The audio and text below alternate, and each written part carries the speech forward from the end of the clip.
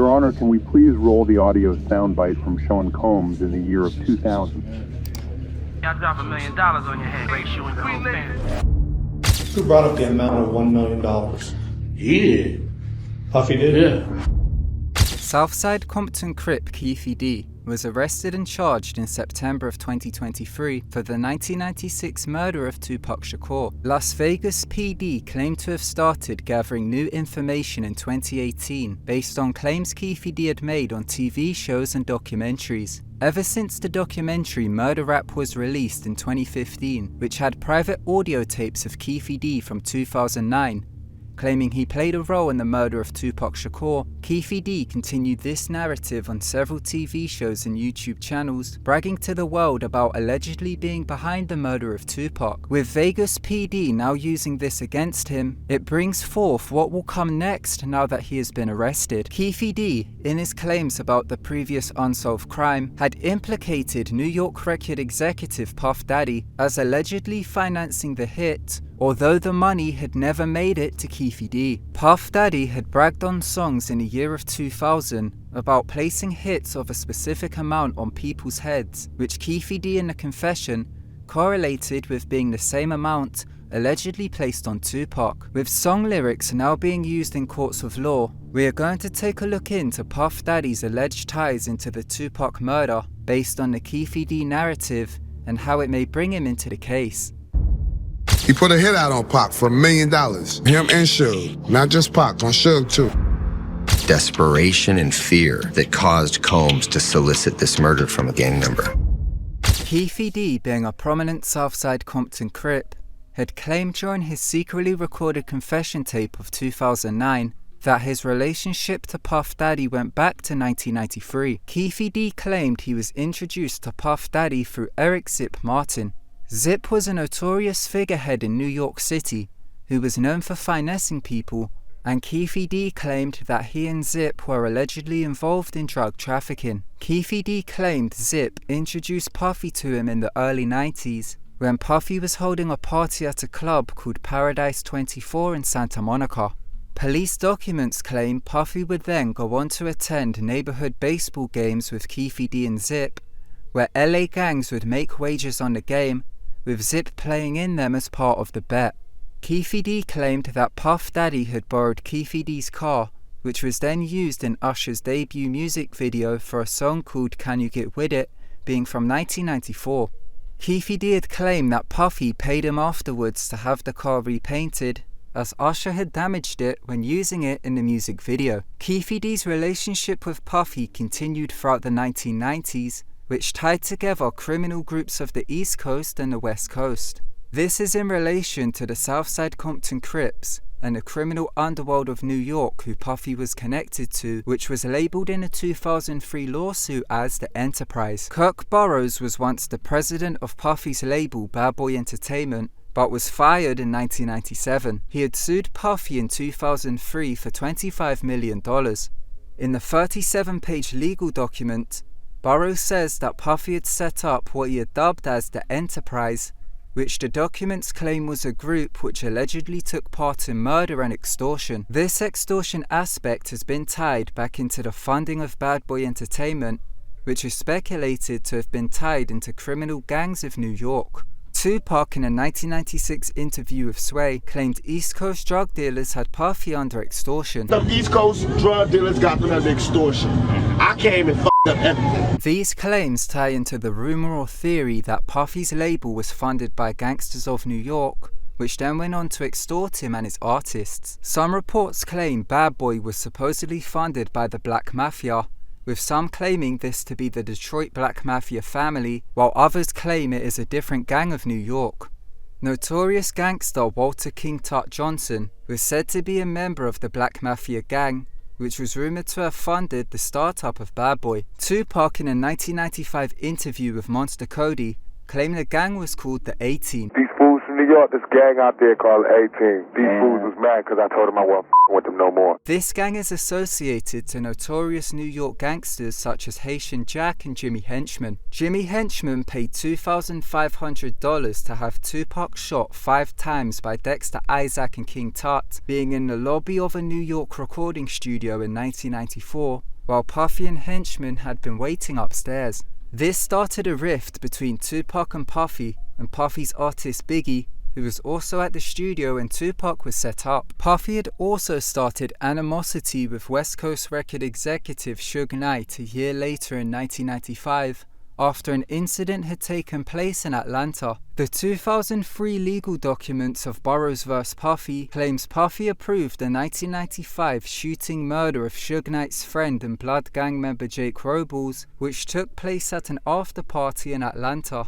Deputy C.J. Howard, who was at the party providing off-duty security, identified Southside Compton Crips Corey Edwards and Keefe D's nephew Orlando Anderson as being with Puffy during the time of the shooting and had listed them as suspects in the case. Keefe D, during his recorded confession, claimed that Puffy began to give the Southside Compton Crips tickets to his shows when he would perform in California to provide protection from Suge Knight's Bloods. Just give us like 40, 45, 50 tickets. He gave us some tickets and I brought the crew. Suge Knight bailed Tupac out of prison in October of 1995, and he had signed to Death Row Records, with Suge Knight and Tupac now both having animosity towards Puffy and Bad Boy. Keefe D claimed in December of 1995, after Tupac and Suge Knight had locked Bad Boy associated producer Mark Anthony Bell inside a room and had beaten him with bottles to give over Puffy's family's address in California, Puffy had allegedly, after a concert at the Anaheim Coliseum, had taken the Southside Compton Crips back to a party in a hotel room which Zip was also at, where Keefe D claimed he had first ever made claims of wanting Suge Knight and Tupac dead. He said he'd give us anything for them dudes there, you know? In Anaheim? Yeah,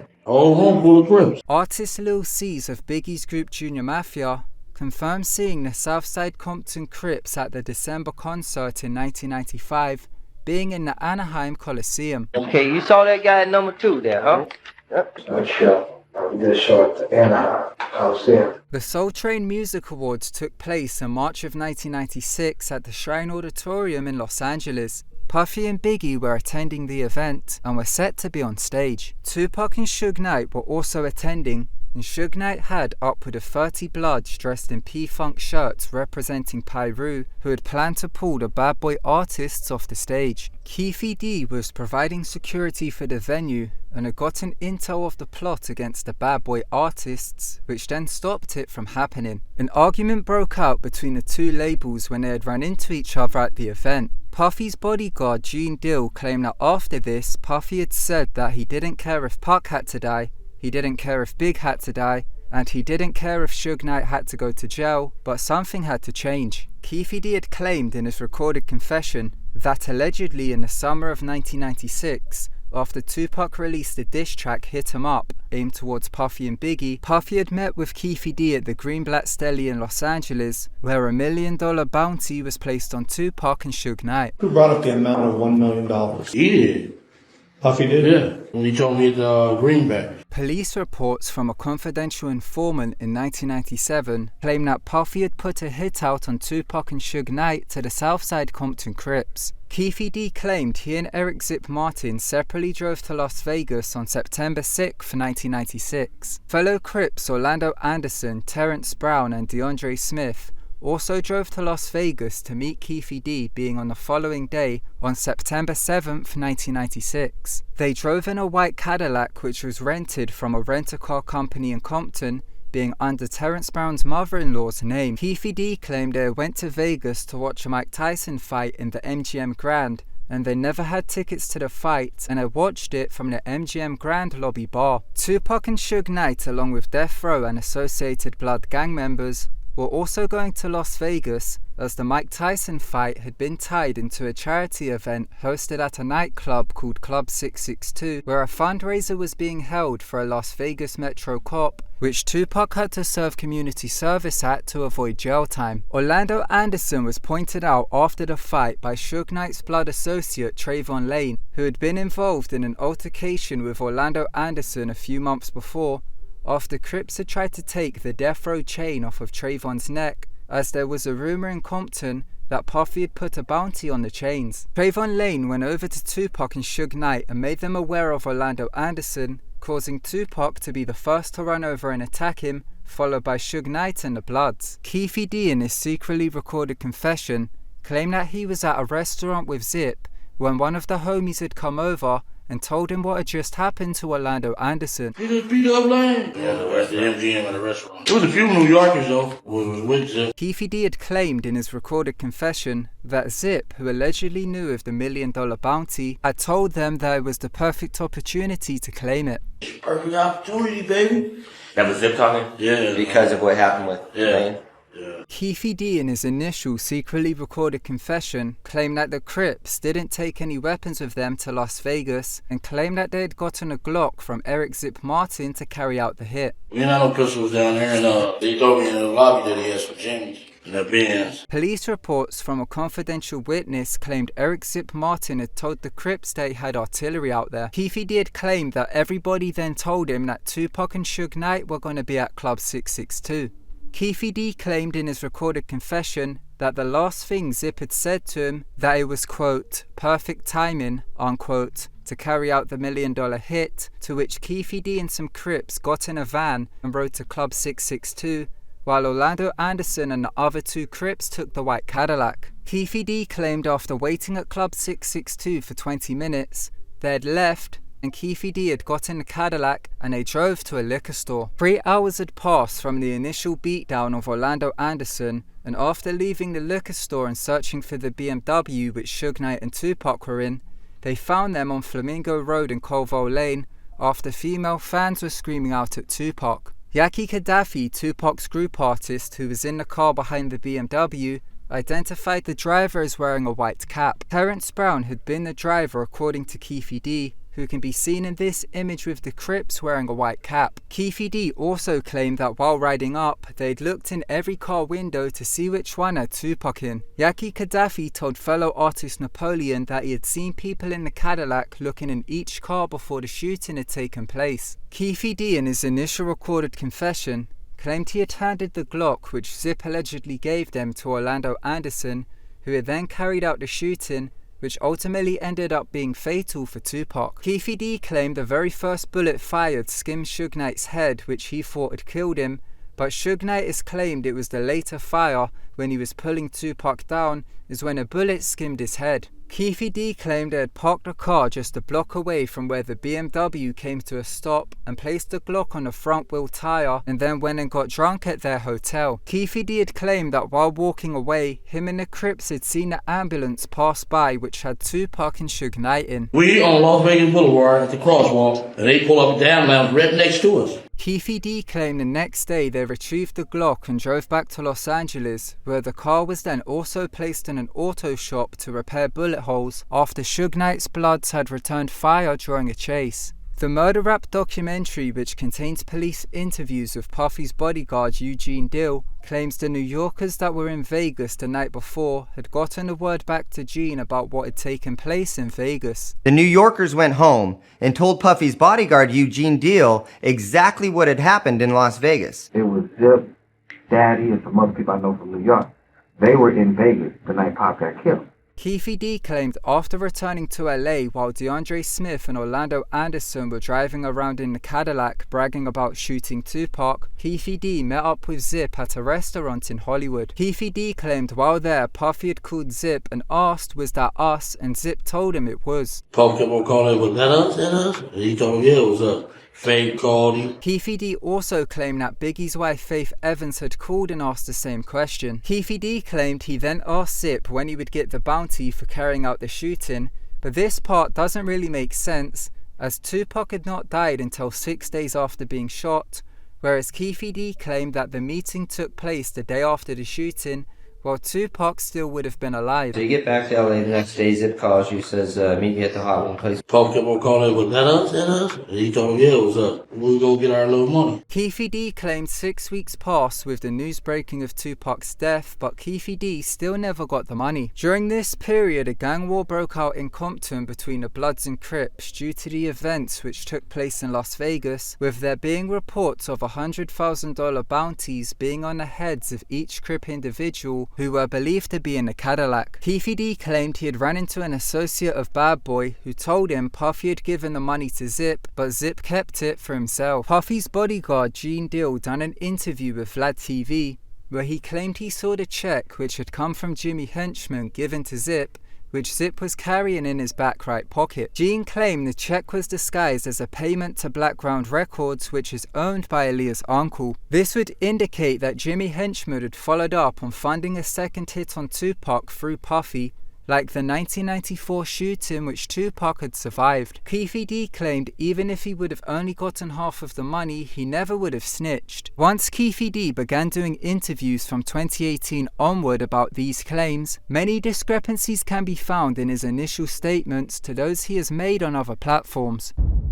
P.Diddy's claims was revealed in a book in 2011, which came from a proffer agreement made with the US government from a task force headed by LAPD cop Greg Kading.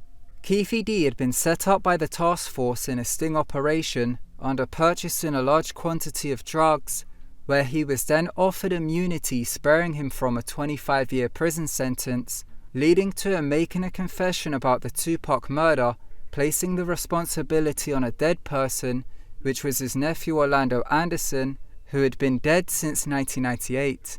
The audio recordings of his confession from 2009, where he alleged that Puffy had financed a hit, was then included in a documentary made from the book called Murder Rap, released in 2015. P.Diddy began doing interviews in 2018 where he has since changed his story about several things he initially had mentioned in the secretly recorded confession. P.Diddy mirrored the claims he had revealed in the 2015 documentary Murder Rap, being in his 2019 book Compton Street Legend.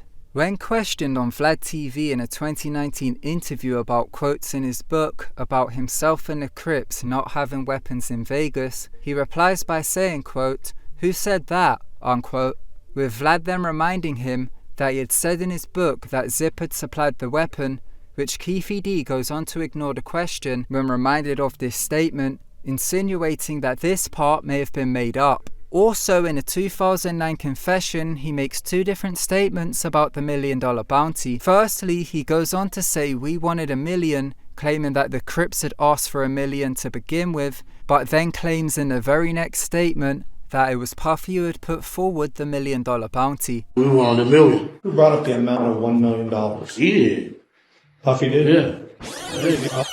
We wanted $1 million. P.Diddy, in an interview with YouTube channel Art of Dialogue from 2021, when questioned on if Puffy had made comments of $1 million hit, P.Diddy claims that Puffy had never made such statements and put the blame on Greg Kading for pulling the answer out of him, claiming that Kading had baited him into it during the secretly recorded interview. How's it go? How's the conversation go? I mean, okay, listen, I'll do it, but I need $500,000. Or you tell him we'll do it for $1 million, and he's like, okay, I'll do it for $1 million. Yeah. He agrees. You shake on it or something like that. Yeah. P.Diddy also claimed during interviews with the same platform that Orlando Anderson and the Crips went to the hospital after the incident took place, as Orlando Anderson had a dislocated shoulder, but in his secretly recorded interview from 2009, he claimed that Zip had gave them a Glock and they went right to Club 662. This brings up the question of if Orlando Anderson was actually the shooter, or if P.Diddy had put the blame on him due to him already being dead, for P.Diddy to then get out of the initial 25-year prison sentence being from the governmental task force. Suge Knight has come out on two separate occasions, including in a prison interview carried out in 2018 with Michael Douglas Carlin, and an interview carried out after P.Diddy's arrest in 2023 with TMZ, where Suge Knight revealed that Orlando Anderson was not the shooter. I never had nothing bad to say about Orlando because, number one, he wasn't the shooter. Then who shot Tupac? It wasn't Anderson, so that's all I got to say about that part. You are saying Orlando was not the shooter. 1,000%. Police reports from a Southside Compton Crip who was a confidential informant revealed that DeAndre Smith was bragging the next day in Compton saying, quote, "I let off on Tupac," unquote, claiming responsibility that he had carried out the shooting, not Orlando Anderson. Dre said he himself let off. What does let off on him mean? Shooting a person. The confidential informant claimed DeAndre Smith was allegedly doing this while driving around in the white Cadillac before taking it to the auto shop to be repaired. Rapper Tretch had walked out on an interview with Vlad TV after Vlad brought up P.Diddy's confession, claiming that Orlando Anderson killed Tupac, with Tretch's reasoning for walking out on the interview was that he claimed gangbangers would want clout for being responsible for murdering such a high-profile person, and went on to claim that the police had killed Tupac and Biggie. Suge Knight made these same claims during a prison interview with Michael Douglas Carlin in 2018, where Suge Knight, when claiming Orlando Anderson was not the shooter, went on to claim that instead, allegedly, LAPD Rampart cop Rafael Perez was involved and that they were trying to kill him too.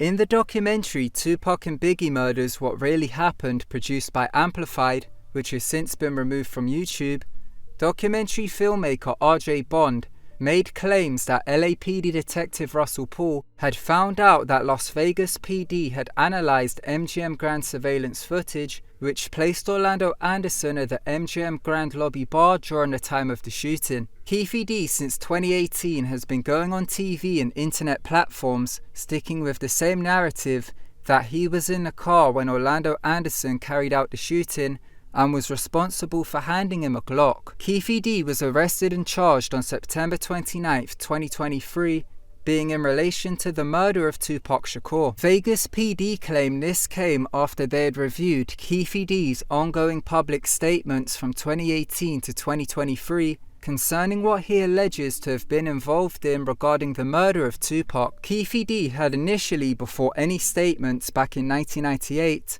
had told the FBI that the Crips had nothing to do with Tupac's shooting and that they were not even at the scene of the crime during the time it had taken place. P.Diddy was forced into the confession by the governmental task force, leading to his privately recorded statements being included in the 2015 documentary Murder Rap, where he implicated Puffy as funding the hit. P.Diddy done this to avoid a 25-year prison sentence, where he placed the blame on Orlando Anderson, who was already dead. Some believe P.Diddy was telling the truth and went on to continuously brag about the crime leading to his arrest for the murder, while others believe Suge Knight's claims of Orlando Anderson not being the shooter. This would mean P.Diddy ran with the story to get himself out of the 25-year prison sentence and then had to stick with it, which is why so many inconsistencies had come up in his later interviews afterwards. Now Las Vegas police are following the P.Diddy narrative, whether it be true or false. What does it mean is next for Puff Daddy, after being that P.Diddy had implicated him in the murder case? Bad Boy Entertainment had actually hired Crips for security work out on the West Coast. Is that true? We've never hired Crips or any other gang faction to do security for us.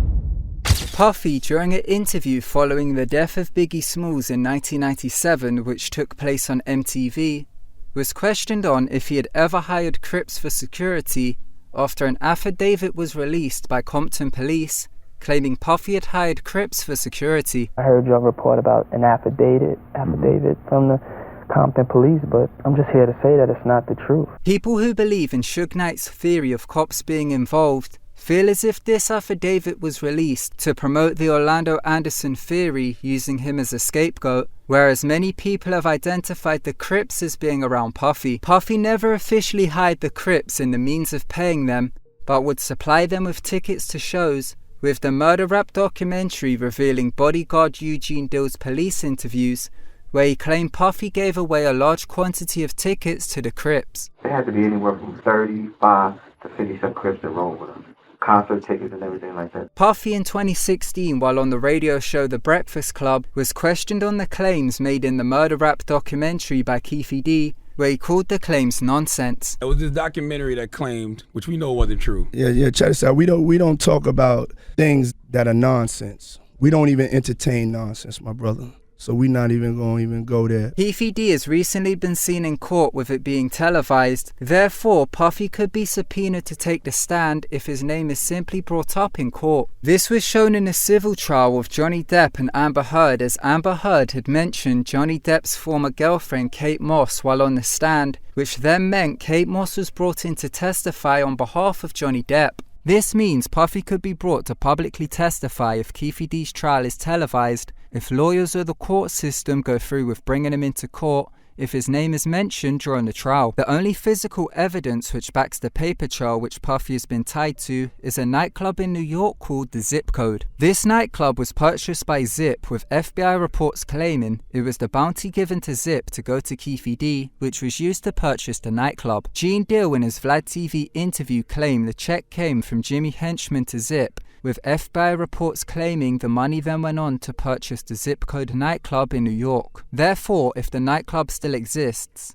the police would have to find the financial records of the investment of the Zip Code, which would then tie back into the check Gene Deal claims Zip had in his right back pocket, which came from Jimmy Henchman, which was intended to go from Puffy to P.Diddy for the Tupac murder. This would be the only physical asset remaining which would tie a paper trail from Puffy to P.Diddy for the hit.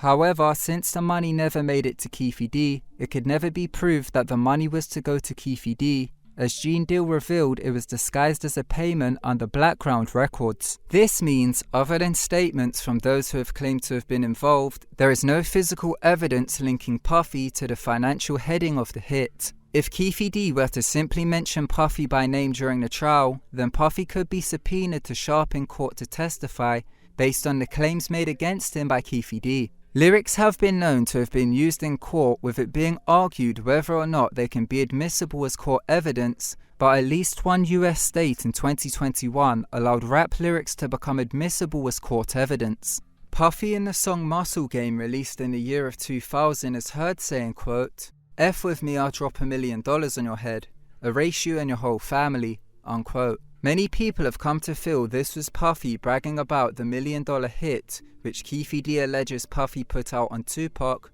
with Tupac also known for not having any children due to dying young. In the 1997 song Can't Nobody Hold Me Down by Puffy, he says, quote, "We make hits that will rearrange your whole set," unquote. Some believe these are shots at Tupac and Suge Knight, as after Tupac was murdered, it caused the downfall of Death Row Records as Suge Knight went to prison. People have come to feel these lyrics could be used against Puffy if he were to have been brought into the trial against P.Diddy.